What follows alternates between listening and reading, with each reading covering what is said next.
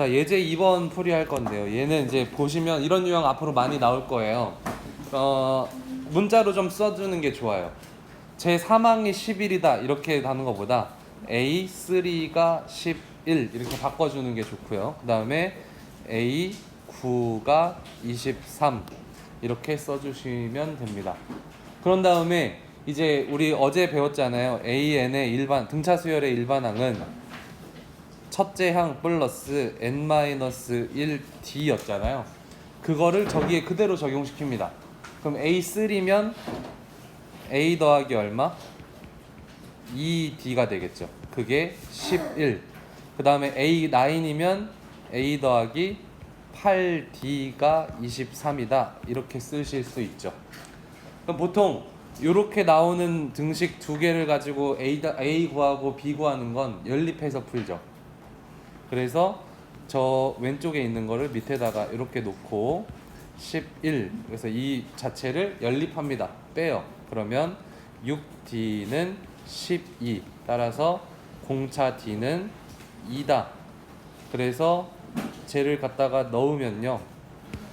여기 식에다 넣을까요? 이렇게 D를 2에다 넣으면 A 플러스 4는 11이니까 따라서 A는 얼마? 7이 나오죠. 그래서 이 과정을 거쳐서 뭘 찾을 수 있냐면 AN은 7 플러스 n-1 D죠. 근데 여기서 이제 얘 2를 분배하면 2n 마이너스 2 플러스 7이니까 2n 플러스 5가 됩니다. 일반항이. 그래서 이 문제에서는 일반항 구하라고 했으니까 끝난 거고요. 보통은 뭐 저렇게 한 다음에 뭐 어떤 특정한 항을 구하라고 할 수도 있죠. 그럼 뭐 n에다가 대입하면 되고. 괜찮죠? 자, 그래서 문제 4번은 뭐 똑같은 얘기인데 얘는 그냥 식으로 줬으니까 바로 풀면 A2는 A1 더하기 D죠, 그냥. 네. 이거 8. 그다음에 A8은 A1 더하기 7D죠. 네. A1이라고 꼭 안 해도 돼요. 그냥 A라고 해도 돼. 그래서 얘는 뭐 큰 거에서 작은 거 빼는 게 낫겠죠? 그래서 이쪽 빼면 A1 없어질 거고 6D만 남고 그거는 얼마일까요? 18? 이렇게 되죠. 네. 그래서 D는 3. 그 3을 여기 쉬운 식에다 넣으면 A1은 5가 되겠죠. 그래서 첫째 항은 5, 공차는 3인 등차 수열이니까 일반항 A에는 5 더하기 n-1 D 그래서 3n 플러스 2 이렇게 구하면 되겠습니다. 괜찮죠? 네. 그래서 밑에 있는 문제도 똑같습니다. 3항이 81이니까 A3가 81 또 A7이 73 그래서 식으로 쓰면 A 플러스 2D가 81 A 플러스 6D가 73 그러면 A 플러스 2D가 81을 요 밑에다 놓고 빼면 4D는 마이너스 8 이렇게 되죠. 네. 그래서 D는 마이너스 2가 되고요. 그거를 여기다 대입하면 A 플러스가 아니고 마이너스 4는 81이니까 A는 85가 되겠죠. 괜찮죠? 조금 빠르긴 했는데. 그래서 이거의 일반항 AN은 첫째 항 85 더하기 n-1 공차가 마이너스 2 그럼 분배하면 마이너스 2n 플러스 2니까 플러스 87이 되겠죠. 이게 일반항인데 이게 첫 번째 문제의 답이에요. 근데 두 번째 문제는 얘가 처음으로 음수가 되는 걸 물어보는 거죠. 처음으로 음수가 되는 거. 그러면 어제 질문을 살짝 던지고 끝냈지만 이 일반항은 항상 첫째 항이든 둘째 항이든 셋째 항이든 걔네들의 값을 나타내는 거잖아요. 결과값. 항의 결과값. 그럼 그 결과값이 처음으로 음수가 나오는 걸 찾으려면 마이너스 2n 플러스 87이 0보다 작아지는 n을 찾아야 된다는 거예요. 이런 부등식을 세워야 돼. 이게 2번 풀입니다. 오케이? 일반항이 0보다 작아진다. 이렇게 쓰시고 넘기면 마이너스 2n은 마이너스 87 양변을 마이너스 2로 나누면 n은 부등호 방은 바뀌고 2분의 87이죠. 얘 계산하면 43.5가 됩니다. 그럼 43.5보다 큰 n인데 n은 항상 무슨 수? 자연수밖에 안 돼요. 자연수. 몇 번째 몇 번째 이러니까. 그러니까 그 다음으로 올 수 있는 가장 가까운 건 44번째죠. 그래서 몇 항에서 처음으로 음수가 나온다고요? 제 44항이라고 답하면 되겠습니다. 할만하시죠? 그러니까 사실 문제 5번은 1번 없이 2번만 물어봐도 당연히 1번을 구하게 될 거고 그렇게 풀면 되는 거예요. 앞으로 시험에서 혹시 나오면은 그냥 저런저런 등차 수열인데 처음으로 음수가 되는 몇 번째 항이냐 물어볼 수 있는 거죠. 일반항 그럼 당연히 구해야 되는 거죠. 자, 예제 3번 같은 경우는 뭘 이용하는 거냐면 우리 처음에 선생님이 어려운 문제에선 이게 중요해 라고 했던 그 등차 수열의 정의 있죠. 이전 항에다가 d를 더하면 다음 항이 나와. 그리고 얘를 조금 변형시킨 n 플러스 1항에서 a n번째 항을 빼면 d가 나와. 근데 d는 뭐냐면 공차고요. 공차는 당연히 뭐가 나올 수밖에 없어? 일정한 숫자가 나올 수밖에 없죠. 그래서 얘는 예제 3번은 이 등식을 이용하는 거예요. n 플러스 1항에서 n번째 항을 뺐을 때 숫자가 나오면 얘는 등차 수열이야. 오케이? 그것만 기억하시면 돼요. 자, 얘가 등차 수열임을 보이려면 뭐 해야 된다고요?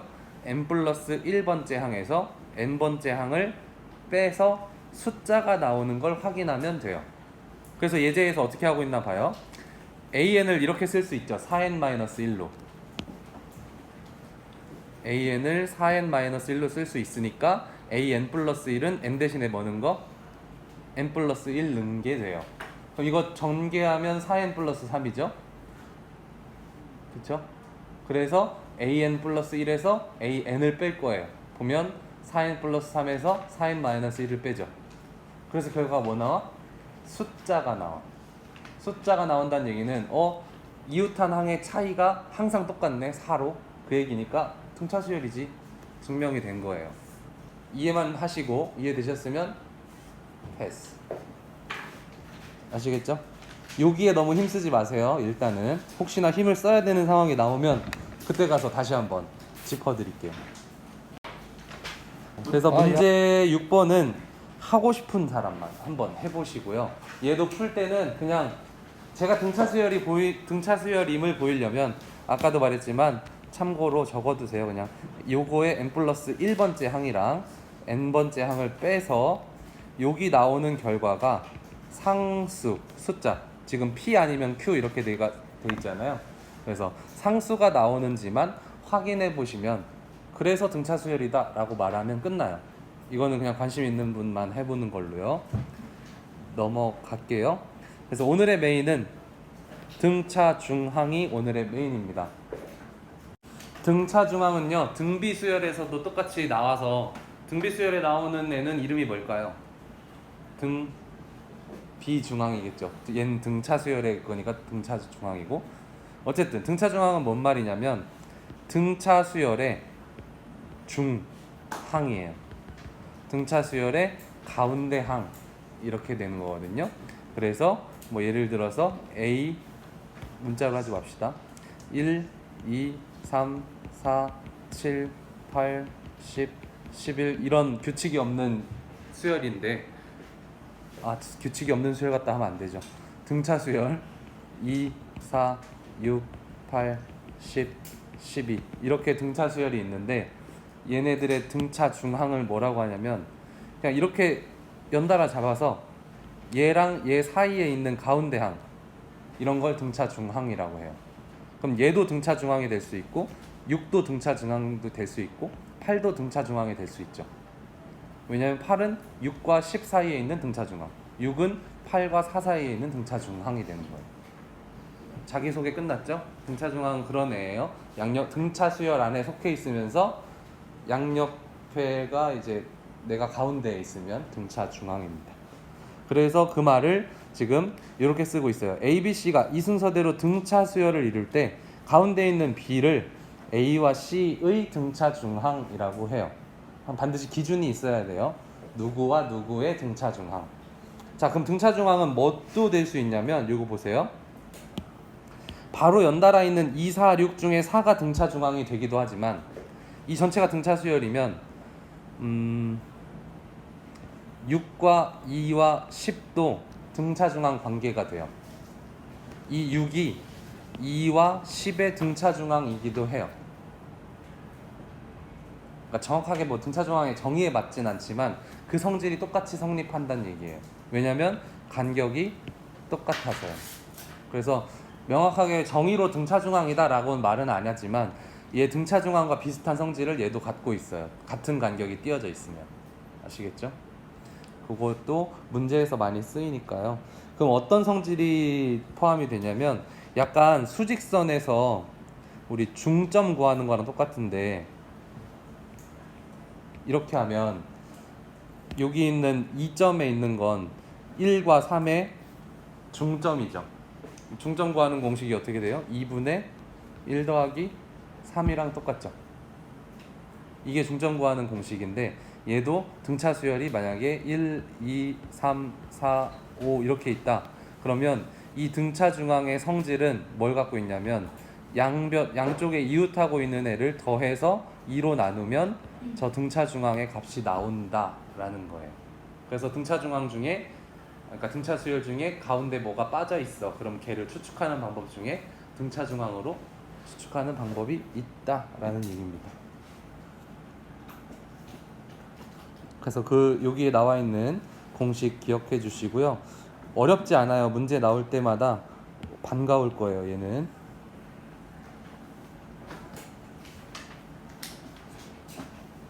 그래서 예제 4번 보시면 네 가지 수 E, A, 10, B가 이 순서대로 등차 수열을 이룬대요. 반드시 이거 확인하셔야 돼요. 지금은 상관없지만 등비 수열 배울 땐 등차인데 등비로 풀고 등비인데 등차로 푸는 실수를 많이 해요. 그래서 반드시 얘를 확인하는 습관을 꼭 가져주셨으면 좋겠고, 자, 등차 수열을 이룬다. 그럼 이 문제에서 등차 중앙이란 말은 있어요, 없어요?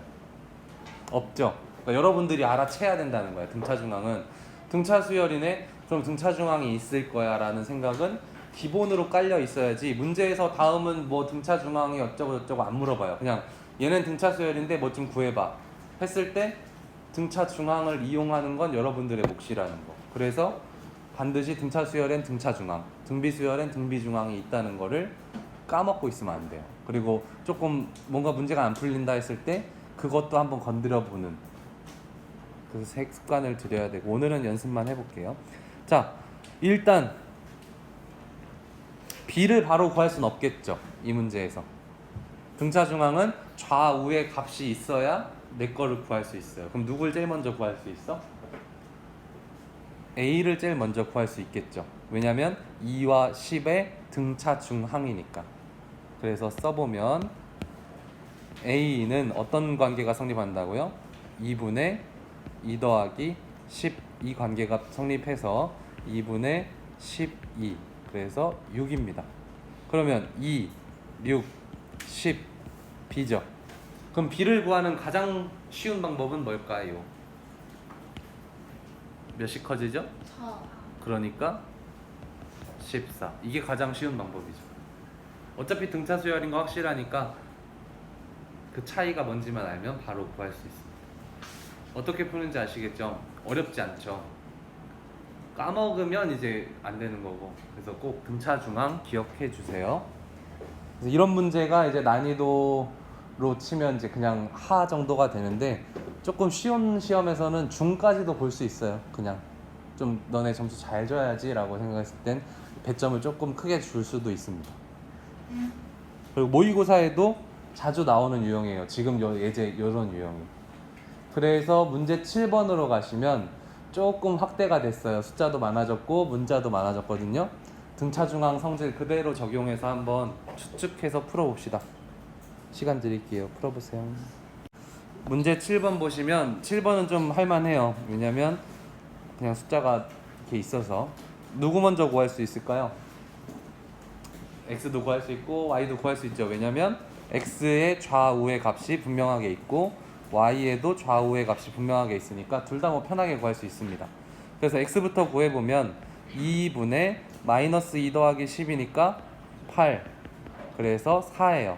그럼 x가 4니까 마이너스 2, 4, 10인데 등차 수열이면서 요 간격이 얼마짜리? 6짜리. 공차가 6인 거죠. 그러니까 y는 굳이 또 등차 중앙 성질 이용하지 않아도 10 더하기 얼마? 6 공차 해가지고 y는 얼마? 16 이렇게 구하시면 돼요. x는 4, y는 16 이렇게 구하시면 됩니다. 1번 어렵지 않았죠? 2번이 살짝 어려워요. 처음 보면 못 풀었을 수도 있어요. 괜찮아요. 근데 이게 선생님이 아까 얘기했던 그 등차 중앙을 건너 띄어서 볼 수도 있다. 그걸 이용하면 되거든요. 뭔 얘기냐면 얘는 문자 중에 바로 양옆에 힌트가 있는 애들이 하나도 없죠. x를 구하려고 봐도 y 때문에 안 되고, y를 구하는 건 말도 안 되고, z를 구하려고 해도 얘는 있는데 y가 미지수라 안 돼. 그렇죠? 그래서 따닥따닥 붙어서는 안 되지만 넓게 보시면 13과 하나 건너뛰고 y, 하나 건너뛰고 마이너스 7, 걔네끼리는 또 등차 중앙의 성질이 성립한다고 그랬어요. 그래서 13과 건너뛰고 y, 건너뛰고 마이너스 7은 왜 가능하냐면 이 간격이 모두 동일 해석 가능한 거예요. 그래서 y라는 애는 똑같이 성립해요. 2분의 13 더하기 마이너스 7이니까 이렇게, 그럼 2분의 6이죠? 그래서 3이에요. 그래서 y는 3이니까 여기다 쓱 넣어요. 오케이? 자, 요거 집중해서 보셔야 돼요. 그러면 얘는 다시 쓸 때 13 x 3 z 마이너스 7이죠. 그럼 이걸 쉽게 하는 방법은 두 칸 해서 얼마 줄었어요? 마이너스 10이 줄었죠. 두 칸 해서 마이너스 10이 줄었어. 그럼 한 칸에 얼마일까요? 마이너스 5겠죠. 마이너스 5씩 줄었을 거 아니야. 이해되세요? 등차 수열의 성질이에요. 다시 한번. 칸은 한 칸, 두 칸이 지났어. 값은 마이너스 10이 줄었어. 근데 등차 수열은 이 칸이 간격이 똑같아야 돼. 그러니까 마이너스 10을 둘로 나눠서 마이너스 5, 마이너스 5. 따라서 공차가 얼마다? 마이너스 5다라는 거를 알게 됐으니까 x 값은 얼마다? 13 빼기 5 해서 8이 되고요. z 값은 얼마다? 3 빼기 5 해서 마이너스 2가 됩니다. 그럼 y는 아까 구했죠? y는 3이 되고요. 오케이? 그래서 지금 문제 7번에 1번은 어렵지 않게 풀었는데 2번에서 나는 살짝 버벅댔거나 아니면 설명이 들어도 헷갈릴 것 같다 라고 하시는 분들은 얘는 별표 치고 반드시 하셔야 돼요. 점수, 목표 점수가 좀 낮더라도 얘는 하시는 게 좋아요. 꼭 알아두세요. 아시겠죠? 문제 8번. 자, 문제 8번 읽어보면 직선주로와 반원 모양의 곡선주로가 있대요. 그러니까 여기가 반원이란 얘기예요. 저기를 합치면 뭐가 돼요? 원이 된다는 얘기죠. 요 절반이랑 이 절반이랑 합치면 원이 나올 거예요. 원이. 자, 그런 상황이고, 그리고 직선주로니까 가장 안쪽의 직선주로랑 가장 바깥쪽의 직선주로랑 길이가 어떨까요?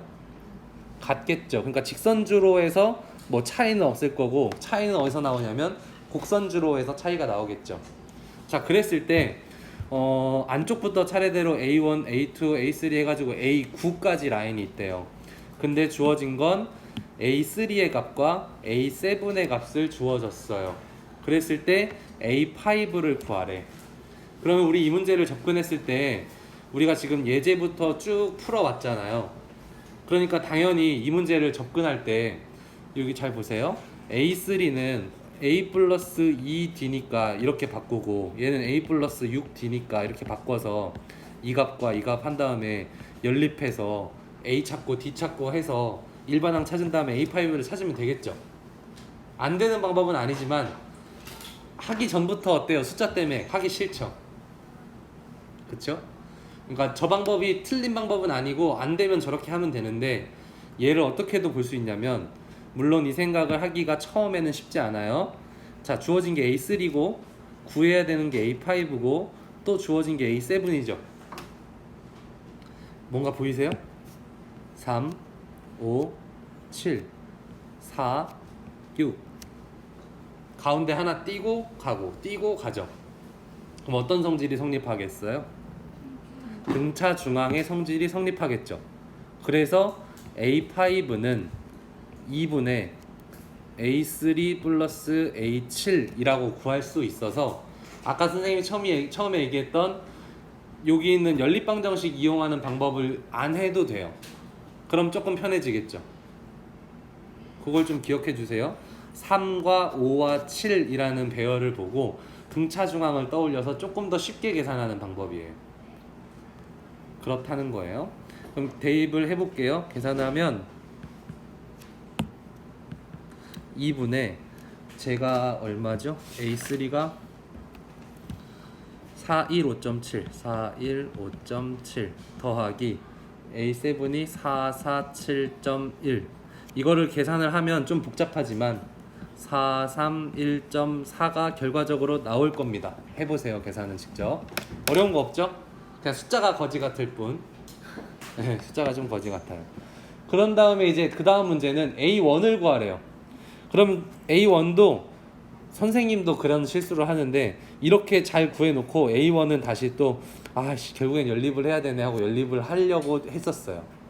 근데 연립하는 방법보다 조금 더 편한 건 A1, A3, A5 여기도 마찬가지 하나 띄고 하나 띄고가 똑같죠. 근데 우린 뭘 알고 있냐면 A3와 A5를 알고 있으니까 또 등차 중앙으로 구할 수 있어요. 그래서 얘도 등차 중앙으로 구하면 A3는 2분의 A1 플러스 A5가 되죠. 근데 우리가 알고 있는 건 A3와 A5니까 A3는 415.7이고 2분의 A1은 몰라. 근데 A5는 방금 구했죠? 431.4야. 그럼 요 식을 잘 정리해보면 A1이 얼마인 건 나오겠어요? 400인 게 나와요. 계산하시면 돼요. 그 과정이 조금 짜증날 뿐이에요. 그럼 이 1번, 2번 문제는 저렇게 해결하면 되겠구나가 감이 오시죠? 네. 선생님 만약에 이걸 시험 문제에 낸다고 해도 숫자만 깔끔하게 해주면 어려울 건 없겠죠. 좋습니다. 여기까지 이해가 쉬워요. 그 다음 이제 주로의 폭을 구해야 되는 거예요. 그러면 아까 얘기했지만 이런 직선 도로가 있고 그 다음에 직선 주로가 있고 반원 주로가 있어서 그 다음에 나오는 레인 여기에 그림이 참 좀 별로네요. 이렇게 달리는 폭이 있을 거 아니에요. 여기가 x, 그렇죠? 저걸 구해보자는 얘기인데 주로 A1과 A2와 A3와 A4 이렇게 갈 건데 얘가 지금 등차 수열을 이루겠죠. 왜냐면 같은 길이만큼 계속 늘어날 거 아니야. 그래서 A2에는 플러스 D, A3에는 A1 플러스 D, A3에는 A1 플러스 2D 뭐 이런 식으로 갈 건데 그 공차가 어디서 생기는지 보시면 여기 툭 잘라요. 아까 말했지만 직선 도로는 다 어떻게 될 수밖에 없어요? 같을 수밖에 없죠. 안쪽에 있는 직선 도로랑 바깥에 있는 직선 도로랑 거리가 같을 수밖에 없잖아요. 그래서 직선 도로에서 차이가 나겠어요? 안 나겠어요? 안 나요. 그럼 어디서만 나냐면 곡선, 여기 있는 곡선과 오른쪽에 있는 곡선 주로에서만 차이가 나요. 그래서 이제 확대하면 어디서 차이가 나냐면 이게 예를 들어 A1이야. A1의 곡선 주로. 좀 크게 그릴게요. 얘가 만약에 A2의 곡선 주로야. 그러면 이만큼의 폭이 생기는 거잖아요. 이렇게 쓰면 안 되겠다. 이만큼의 폭이 생기는 거죠. 저기를 X라고 합시다. 그러면 이게 원이니까 이 원주랑 이 원주의 길이의 차이만큼이 공차가 되겠죠. 이 개념이 좀 어려워서요. 그래서 일단 공차가 얼마인지 구해보겠습니다. A1이 얼마라고요? 400이요. A3가 얼마라고요? 415.7이라고요. 그럼 A3는 400 더하기 몇 D? 2D 해서 415.7이죠. 그럼 2D는 15.7이죠. D는 7.85가 됩니다. 공차가 7.85인데 그게 뭐냐면 이 곡선주로가 한 겹씩 늘어날 때마다 몇씩 증가한다고? 7.85, 7.85, 7.85가 증가해. 근데 어떻게 증가하냐 보면요, 이 원이니까 중심이 다 같을 거죠. 중심이 같을 거고 이만큼이 반지름 R일 거잖아요. 그쵸? 그리고 여기도 반지름이 R일 거잖아요. 그래서 바로 다음 번째 R은 R 더하기 X죠. 반지름이 R에서 R 더하기 X죠. 그래서 공차를 볼게요. 공차 7.85라는 애는 어떻게 나오냐면 큰 반지름 2파이 R 플러스 X라는 원주에서 빼기 2파이 R이라는 원주를 빼면 공차가 나오겠죠. 그래서 얘를 정리하면 7.85는 2파이 R 더하기 2파이 X 빼기 2파이 R 계산하면 2파이 X가 되겠죠. 얘네 지워져서 따라서 2파이 X는 7.85가 되고요. X는 2 곱하기 파이를 지금 3.14로 하기로 했어요. 분의 7.85가 되는 거고, 이런 계산이 너무 좀 별로죠. 이걸 계산하면 1.25가 나와요. 그래서 끝이에요. 를 조금 편하게 하려면 여기를 분수로 하면 좋대요. 근데 분수로 해도 뭐 어쨌든 불편한 건 마찬가지긴 한데, 이 전체적인 여기의 개념이 조금 어려운 것 같아서 다시 영상으로 공부하시든 해서 좀 알아놓으세요. 이번에는 이게 숫자가 복잡해가지고 더 불편해 보이긴 했습니다.